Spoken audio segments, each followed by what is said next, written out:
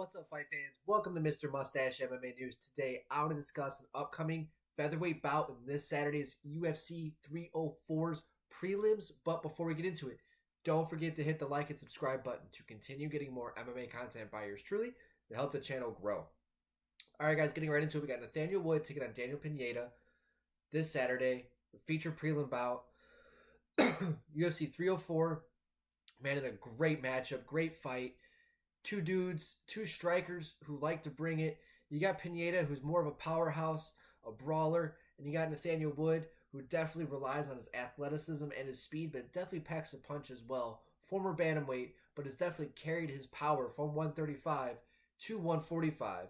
Now, since he's come up to 145, Nathaniel Wood, he was riding a 3-fight win streak before he ran into Muhammad Naimov back at UFC 294 in October.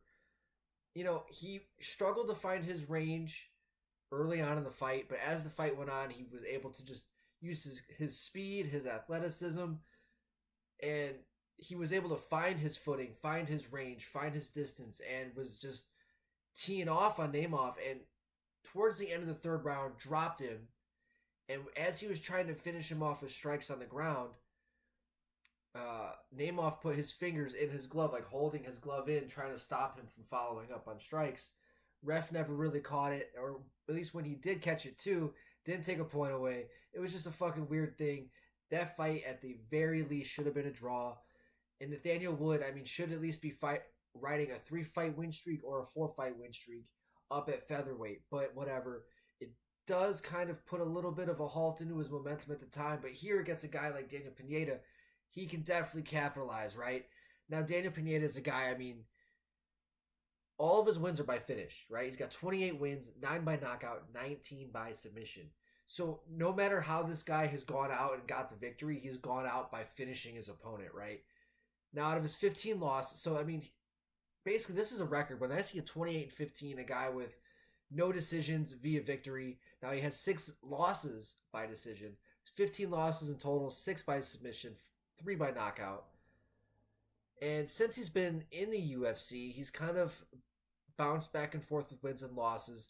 He had that UFC 252 debut over Herbert Burns. I remember that. He was just able to weather the storm early and finish Herbert with strikes in the second. I think it was on the ground. I think he had him like a crucifix. But then he went out and got just KO'd by Cub Swanson. Followed it up with a fight against Andre Fili where he was getting pieced up by Fili and then got eye poked and was deemed not able to continue after that. Followed it up. He was able to sub Tucker Lutz. I don't remember that fight. That was a Sandhagen versus Vera card.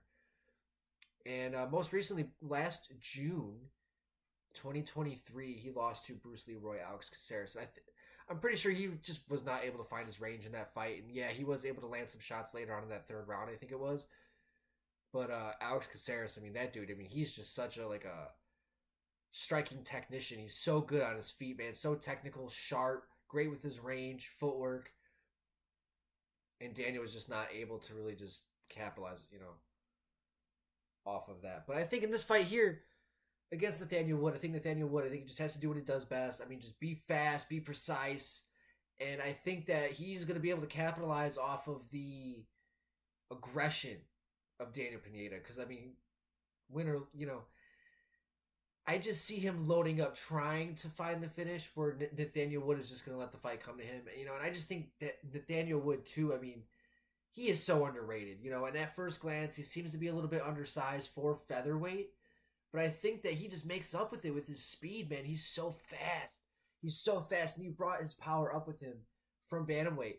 And I think a victory here, I think the writing's on the wall for a big victory for Nathaniel Wood. Now, it's not to say that Daniel Pineda is not dangerous. Like I said, all of his victories are by finish. It's not like he only has a couple of them either. He's got 28 victories, all by stoppage. So, not to say that Daniel's not dangerous, and that if Nathaniel Wood catches Pineda, smells some blood, goes for the finish, does not say that he can't get countered coming in, going for the kill. But I just think that he's just going to be too fast, too precise, and I think that he's going to put Pineda's lights out this Saturday at UFC 304. And it's my sleeper pick for fight of the night, possibly even performance of the night for Nathaniel Wood. All right, guys, that's going to do it for this video. Let me know what you guys think in the comment section of what you guys think of this matchup. Love to hear your guys' thoughts. Don't forget to hit the like and subscribe button to continue getting more MMA content by yours truly. Help the channel grow. Mr. Mustache, MMA News out. Let's fucking go, fight fans.